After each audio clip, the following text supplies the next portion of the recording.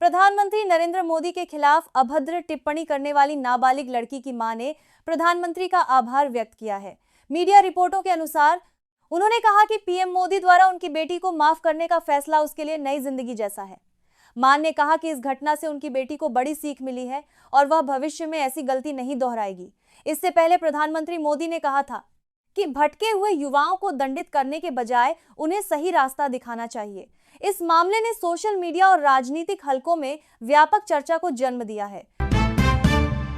सूरत के आरटीई कार्यकर्ता अमित तिवारी ने महाराष्ट्र सरकार, चुनाव आयोग और संबंधित एजेंसियों से सीजेपी कॉकरोच जनता पार्टी के लीगल डिफेंस फंड तथा इसके संस्थापक अभिजीत दिपके के परिवार की वित्तीय पृष्ठभूमि की जांच की मांग की है।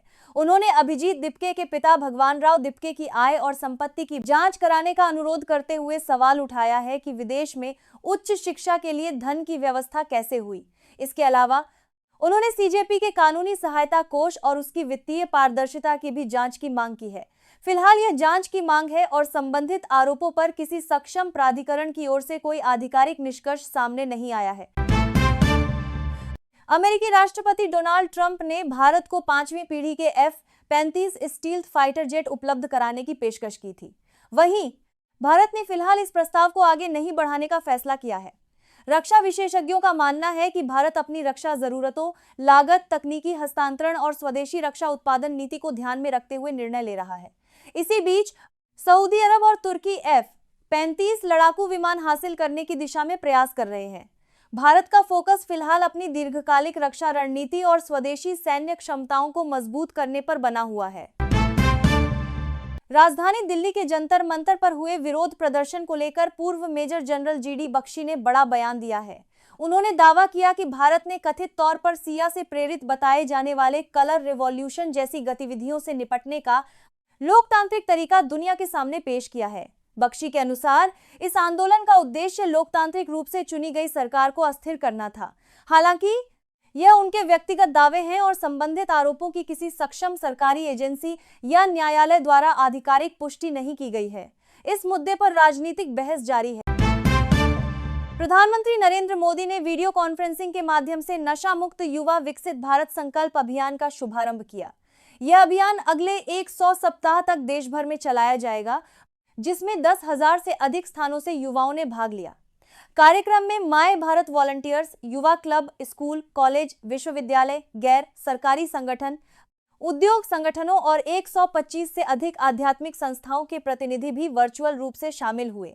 अपने संबोधन में प्रधानमंत्री ने युवाओं से नशे से दूर रहने का आह्वान किया और कहा कि विकसित भारत के निर्माण में स्वस्थ एवं जागरूक युवा सबसे बड़ी शक्ति हैं। कांग्रेस के वरिष्ठ नेता मनीष तिवारी ने भारतीय लोकतंत्र की वर्तमान स्थिति को लेकर केंद्र सरकार और संवैधानिक व्यवस्था पर तीखी टिप्पणी की है। उन्होंने कहा कि लोकतांत्रिक संस्थाओं की प्रभावशीलता पहले की तुलना में कमजोर हुई है और देश के मनीष केंद्र में संवैधानिक ढांचे की व्यापक समीक्षा की आवश्यकता है। मनीष तिवारी ने कार्यपालिका और न्यायपालिका की भूमिका पर भी सवाल उठाते हुए कहा कि संस्थागत संतुलन को मजबूत किया जाना चाहिए।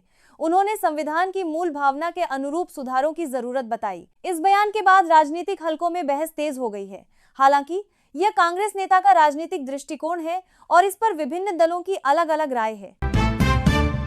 भारत की ब्रिक्स अध्यक्षता के तहत अगस्त माह की महत्वपूर्ण मंत्री स्तरीय बैठकों की शुरुआत हो गई है।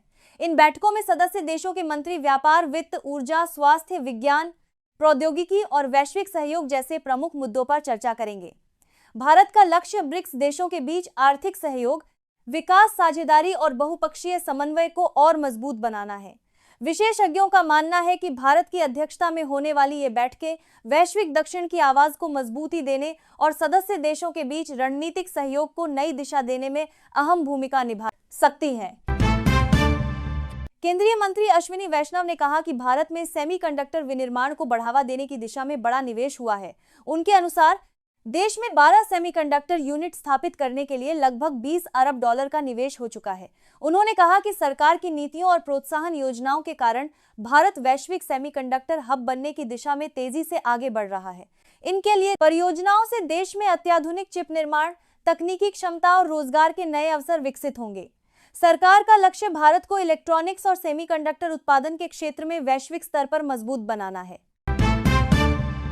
केंद्र सरकार ने देश भर में प्रतियोगी और भर्ती परीक्षाओं की पारदर्शिता सुनिश्चित करने के लिए एंटी पेपर लीक कानून को सख्ती से लागू करने की दिशा में नया कदम बढ़ाया है। सरकार का उद्देश्य प्रश्न पत्र लीक, परीक्षा में गड़बड़ी और संगठित नकल जैसे मामलों पर प्रभावी रोक लगाना है। इस कानून के तहत दोषियों के खिलाफ कड़ी कानूनी कार्रवाई, भारी जुर्माना और जेल जैसी सख्त सजा का प्रावधान है। सरकार का कहना है कि इससे युवाओं का परीक्षा प्रणाली पर भरोसा मजबूत होगा और भर्ती प्रक्रियाओं में निष्पक्षता तथा पारदर्शिता सुनिश्चित करने में मदद मिलेगी। संसद के मानसून सत्र के दौरान विभिन्न राष्ट्रीय मुद्दों पर सरकार और विपक्ष के बीच जोरदार बहस देखने को मिली। दोनों पक्षों ने महंगाई, राष्ट्रीय सुरक्षा, अर्थव्यवस्था, चुनाव सुधार, कानून व्यवस्था और अन्य महत्वपूर्ण विषयों पर अपने अपने पक्ष रखे।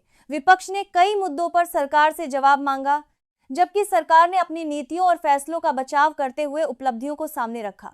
कई विषयों पर सदन में तीखी नोकझोंक भी हुई। सरकार ने कहा कि वह सभी महत्वपूर्ण मुद्दों पर चर्चा के लिए तैयार है, जबकि विपक्ष ने प्रमुख विषयों पर विस्तृत बहस कराने की मांग दोहराई। झारखंड में कथित परीक्षा अनियमितताओं के विरोध में एक युवक करीब 100 फीट ऊंचे मोबाइल टावर पर चढ़ गया। घटना की जानकारी मिलते ही पुलिस और प्रशासन की टीम मौके पर पहुंची तथा युवक को सुरक्षित नीचे उतारने के प्रयास शुरू किए। युवक परीक्षा प्रक्रिया से जुड़े मुद्दों पर कार्रवाई की मांग कर रहा था। अधिकारियों ने उससे बातचीत कर शांतिपूर्ण तरीके से समस्या का समाधान निकालने का आश्वासन दिया। घटना के दौरान मौके पर लोगों की भीड़ जमा हो गई। प्रशासन ने मामले की जांच शुरू कर दी है और युवक की मांगों पर नियमानुसार कार्रवाई की बात कही है। अमेरिका के पूर्व राष्ट्रपति डोनाल्ड ट्रंप ने ईरान से जुड़े हालिया घटनाक्रम पर नया बयान दिया है। उन्होंने कहा कि ईरान के मुद्दे पर अमेरिका की नीति राष्ट्रीय सुरक्षा और क्षेत्रीय स्थिरता को ध्यान में रखकर तय की जानी चाहिए।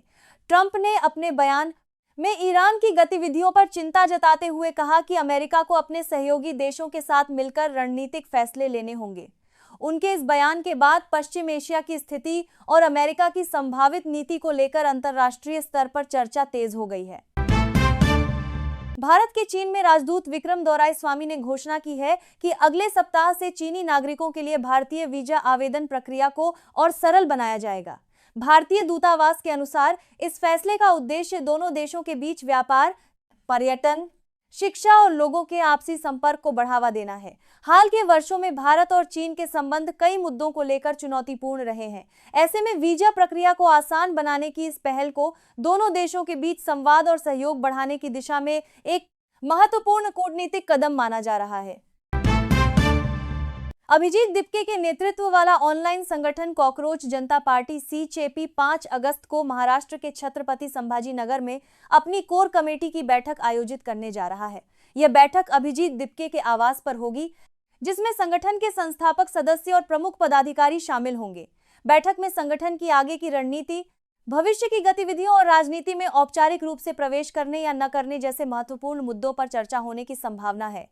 हाल ही में दिल्ली के जंतर मंतर पर हुए विरोध प्रदर्शन के बाद यह सीजेपी की पहली बड़ी रणनीतिक बैठक मानी जा रही है। भारत मौसम विज्ञान विभाग आईएमडी ने देश के 15 राज्यों में अगले कुछ दिनों तक मध्यम से भारी बारिश का अलर्ट जारी किया है। विभाग के अनुसार दक्षिण प्रायद्वीपीय भारत में वर्षा की गतिविधियों में कुछ कमी आ सकती है, लेकिन तटीय और दक्षिण आंतरिक कर्नाटक में अगले 2 दिनों तक कहीं कहीं भारी से बहुत भारी बारिश होने की संभावना है। वहीं पूर्वोत्तर भारत में अगले 5 दिनों तक कई स्थानों पर भारी से अत्यधिक भारी वर्षा का अनुमान है। इसके अलावा मध्य पूर्वी हिमालय की तलहटी वाले क्षेत्रों में भी अगले 4 से 5 दिनों तक बारिश की गतिविधियां तेज रहने की संभावना जताई गई है। मौसम विभाग ने लोगों को सतर्क रहने और स्थानीय प्रशासन द्वारा जारी सलाह का पालन करने की अपील की है।